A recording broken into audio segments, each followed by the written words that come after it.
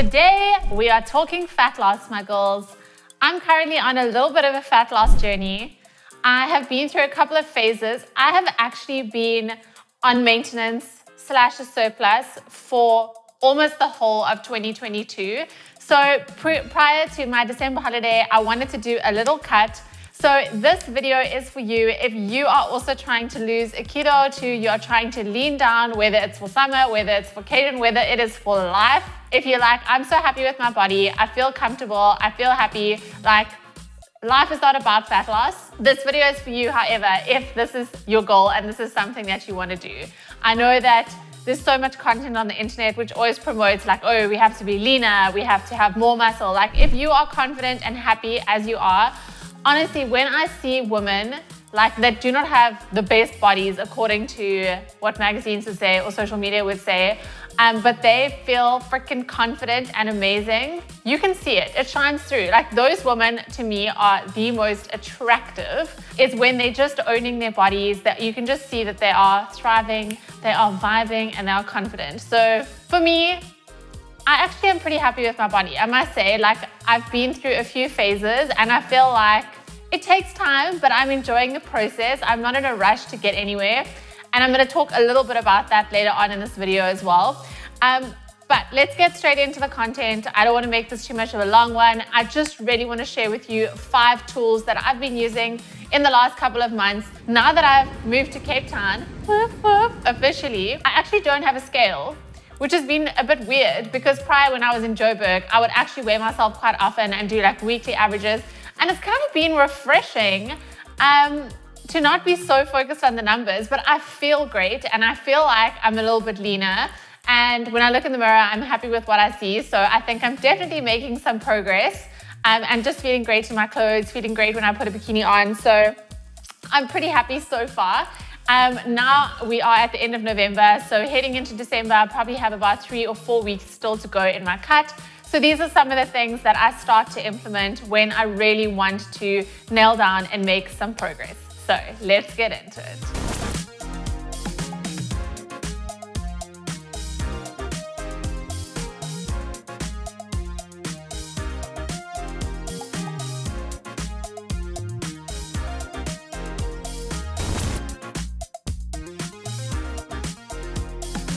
Right, so the first thing that I do and always double down on is my calorie tracking. So why I love calorie tracking is you have a metric that you can use that can guide you. The challenge is if you're just eating healthy or following some random meal plan, what happens when you don't see progress? That's why losing fat using calorie tracking is basically like math, right? You have your numbers, you know what your budget is, and if results slow down, you can always adjust those numbers whichever way you want to go. Or maybe you're losing fat too quickly, you can adjust them up again. So knowing where you are currently at and tracking your calories as often as possible, daily if you can, is a fantastic tool to help you make sure that your nutrition is in check. Because no matter how hard you train, if you're not conscious of your overall calorie intake, there's no way you are going to lose fat. Unfortunately, people get confused between eating healthy and losing fat. At the end of the day, the main and one and only principle when it comes to fat loss is you need to be consuming less calories than you're burning. And if you are not tracking that, how do we know that we are hitting that metric, right? So point number 1 is if you haven't been tracking your calories, you've just been eating healthy, I want you to start using an app like MyFitnessPal or MyNetDiary that is going to help you to track what your calories are. And if you're not sure on what that calorie budget should be, I do have a link down below in the description, my calculator, which will give you a good place to start based on your height, your weight, your age, and your activity level. And you can then use that number to guide you. A little disclaimer on MyFitnessPal and MyNetDiary, what they often do when they calculate your own calories, they do it based on your time to goal. My problem with this is that we're like, oh, okay, how quickly do I want to get lean? And then what do? Is we're like, oh, I'd love to be lean next week. And we're like, okay, can I lose 5 kilograms in a week? And it's got that date attached to it. Instead of doing something where we're like, right, we are willing to do a 20% deficit, which is a fantastic place to start. And I'm happy to reach my goal as soon as I get there. So the more extreme, unfortunately, like eating, unless you're really tiny, 1,200 calories, we think that that's the magic number. We think that that's gonna get us as lean as, it's almost impossible to stay consistent when you're eating 1,200 calories, okay? People always think, oh, I'm not losing weight, let me drop calories.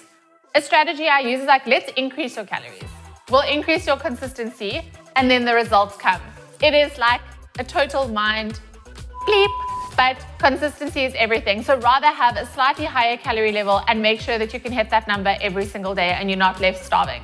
Okay, point number 1, track your calories, stay in your budget. Use my calculator if you need to get that number. Tip number 2 is to plan your meals in advance. Don't wake up on a Monday and you're like, what am I gonna eat today? I love to use MyNetDiary or MyFitnessPal to plan my meals in the day before. So the night before, it takes me 5 minutes, and I've actually created meals that I've had before and saved them. So it makes it a lot easier. And I also tend to, in a fat loss phase, eat a lot of the same foods. This can also just take the guesswork out of figuring out, oh, now what am I gonna have today? What am I gonna put together? There are like a few core meals that I just love and really enjoy that are high volume, that are high protein, mostly meals that are inside my Lean Girl Kitchen Coach. So that's also a fantastic tool to help you with your meal planning if you're not sure on how to put together macro-friendly, high protein meals. I plan my meals in the night before so that when I am hungry, I'm like, cool, what am I eating? Okay, it's all there, it's already in a plan. I'm not using this nugget to try and now figure out when I'm starving what it is that I'm gonna eat. And now I eat like 5 crackers and like while I'm trying to make my meal, I already know what's going on. And of course, if you can go a step further in terms of meal planning, doing some meal prep, you will thank yourself later. Like you honestly will. When you are starving and that food is just ready to go, it really makes your decisions and takes the willpower out of it because your stuff is ready to go. If you're not even gonna go to all that effort of meal prepping, which saves you in the long run, but just know for the day ahead what your meals are going to be. And of course, there's some room for little changes to be made. But if you know in general, even just breakfast and lunch, what's that? And then you can do your little thing and plan for the evening. So plan those meals. Here is one that I feel is so freaking important. When you are in a calorie deficit, you need to eat most of your meals at home. If you are buying meals from restaurants, Uber Eats, wherever the hell else we buy food, food that is difficult to track and you do not know what ingredients are going into those meals, the room for variance is so massive when you are trying to guess how much mayo did they put in this Kauai wrap, how much oil did they use on this chicken, and all of those things can change your calories from being in a deficit to maintenance. Of course, 1 or 2 meals a week that you're eating out or that you're eating at friends or wherever it may be, totally fine. But if you can eat and make most of your meals at home, this is going to help that accuracy get on point. And let me tell you, when it comes down to fat loss, accuracy is everything. You know this 80-20 rule? People think about the 80-20 rule in terms of being healthy, like you can eat some foods that are unhealthy, which I'm all for. Some foods, 20% that aren't so healthy, 80% that's healthy. Totally stand by that. But the 80-20 principle does not apply for calorie deficit. It does not mean that you don't have to track 20% of your foods. You have to track 100% of your foods for those numbers to be accurate. So when you're prepping your meals yourself, this is gonna help you get that accuracy up and also control the things that are going into your meals. So another reason why I love to do my own cooking is that I also get to make high volume, high protein meals that are delicious. Unfortunately, restaurants, for example, their main thing is to get that food so tasty. So what do? We butter her up, we sauce her up. That is what they're trying to do. I mean, I don't blame them, but they want to make delicious food. So when you're at home, you'll be able to put together meals that are macro-friendly and that are also high volume. You will see all of my meals that are fit for fat loss are huge. Your girl has like a massive appetite. Like I could just eat and eat and eat. Like, so my meals, if you bring me a little thing, I'll be like, very disappointed. Like I need to eat a full plate of food. And that's also, if you know you are not linked into the kitchen coach, you should definitely go there, check them out, because all my meals are super big. Most of the girls are like, is this for one person? I'm like, one hungry girl, it is. So point number 3, cook your meals at home.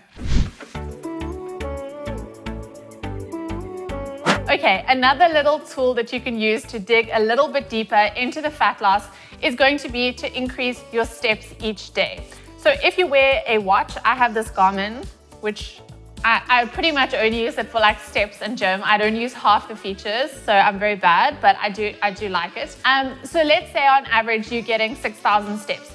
If you can increase that, I think that the calorie comparison is if you walk for about an hour, you could burn 200 calories extra in a day. Now, that's not much. If you think about it, you could literally eat 2 cookies and totally wipe that out in like a second, which is why you have to still be tracking your calories and you have to make sure that your calories are on point. But you can help yourself get into a deeper deficit by using things like going for a nice walk every day, because if you add that up over a week, if you burnt an extra 200 calories every single day for even 5 days a week, that is going to get you an extra 1,000 calories, right, into a deficit if you look at it at the end of the week. So definitely worth, if you can, if it is possible, if you can get outside or maybe hop on the treadmill, even if it's just for 20 minutes, you can make a difference by just trying to increase your steps. That will increase your energy expenditure, which means that balance will be a little bit bigger. And number 5, last but not least, I want you to just focus on the next 24 hours. Why I love this rule for me is that every 24 hours looks very different. 24 hours on the weekend doing my best on a Saturday looks kind of different to doing my best on a Monday when I have my meals planned, when I have everything prepped in, when I'm in my normal routine. And so I feel like there also has to be a little bit of balance. Of course, we want the result of losing fat, but I think that there's a fine line between being disciplined and also depriving yourself. So for example, since we've come to Cape Town, we're eating out a lot more. We're going to wine farms on the weekend. And there's no way that I'm gonna say, oh, no, I'm not gonna have a delicious glass of wine, or I'm not gonna have, a taste of dessert just because I have this fat loss goal. Because I know in the back of my mind, even if I lose a kilo or 2 before December comes, it's not going to make that much difference to how I feel. And I feel like I have finally gotten to the place where I can balance that out and be like, okay, like if I hit, I don't know, if let's say I had 15 meals in a week and 12 of those meals were all calorie counted and they were all perfect and they were all on point. And these couple of ones, maybe I'm heading to maintenance on the weekend. I'm still making conscious choices. It's not like a total free for all, but just finding that balance and doing my best with the situation at hand. So if I'm going to a party or if I'm going out to a restaurant, of course, I'm still going to make calorie conscious choices. And because I know my goal is fat loss, I'm still going to make choices that are aligned with that. So maybe I'm going to have a beautiful piece of fish with some veggies and some salad. And maybe I'll just taste Gilan's dessert. I won't have my own, which I normally would. So I'm still enjoying myself and showing some kind of discipline, but I'm also not totally depriving myself just to lose 1 or 2 kilos. So my tip number 5 is to just find your own balance and do your best with that 24 hours that you have. And that could mean I have an extra hour today. You know what? I'm gonna go for that extra walk to help me get deeper into that deficit. Tomorrow, maybe you have a super busy day and that's not possible for you. So also have some grace with yourself, do the best that you can, have your eyes set on that goal, but also have a little bit of flexibility and trust yourself to be doing the best that you can. So I hope that these couple of tips are going to help you if you are also in a fat loss phase or you are trying to lose a kilo or 2 of fat for some specific goal that you have. So just to recap, number 1, start tracking those calories and make sure that your accuracy is on point. Number 2, plan those meals in advance. So use MyFitnessPal, use an app, or even write it out on a piece of paper what you're going to be eating the day before. And then number 3 is to start cooking more of your meals. If you can, 90% of your meals, having them cooked at home by you. And then number 4, you can use the tool of increasing your steps each day to get you deeper into that deficit. And then number 5 is to find that balance between discipline and deprivation. So if you enjoyed this video, it really helps my channel if you leave a comment down below. Let me know which one of these tips you are going to be implementing if you are in a fat loss phase. Also, let me know if you enjoy this kind of video, if you enjoy more of an educational element, and I'll be sure to do more of these. Let me know if there's something specific that you are struggling with, because that is where I get all of my content ideas, because I love to give you girls exactly what you need and meet you where you are at. So thank you so much for watching. Thank you for always supporting my channel. I love you all very much, and I will see you back here next week on the Lean Girl YouTube channel.